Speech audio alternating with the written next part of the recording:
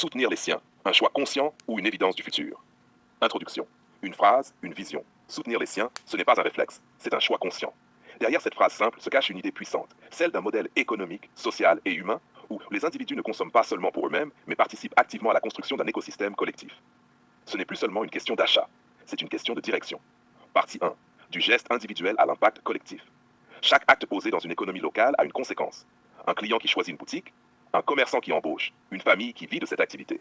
Multiplier ces gestes crée un effet domino. Soutenir un acteur de sa communauté, ce n'est pas uniquement un acte symbolique. C'est une contribution concrète à la circulation des ressources, la stabilité économique locale, la création d'opportunités. À grande échelle, ces choix individuels peuvent façonner des structures solides. Partie 2. La notion de communauté. Une communauté forte ne se définit pas uniquement par des liens culturels ou sociaux. Elle se construit autour de plusieurs piliers. La confiance, la solidarité, la responsabilité mutuelle, la vision partagée. Quand ces éléments sont présents, la communauté devient plus qu'un groupe, elle devient un système vivant.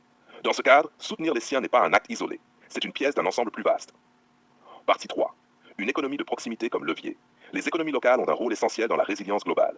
Lorsque les ressources circulent à l'intérieur d'un même tissu, les acteurs se renforcent mutuellement, les dépendances externes diminuent, les opportunités se multiplient. Ce modèle repose sur une idée simple. Plus une communauté consomme en son sein, plus elle devient autonome. Mais cela implique aussi un engagement. Privilégier la qualité, encourager l'excellence, valoriser les initiatives sérieuses.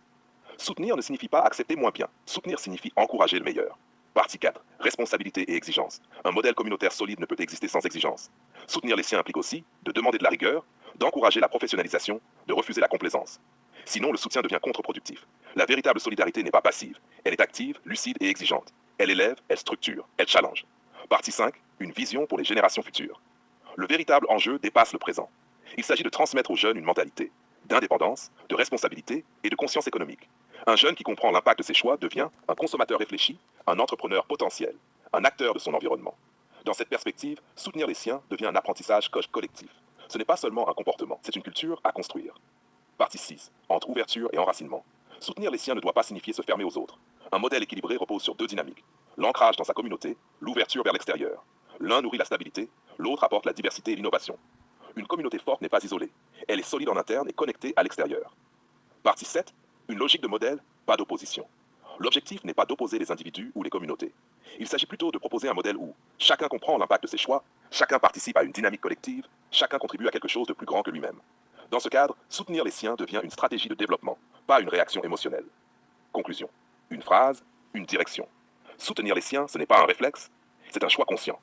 Ce choix, lorsqu'il est assumé avec exigence et lucidité, peut devenir un levier puissant pour renforcer une communauté, pour créer des opportunités, pour inspirer les générations futures.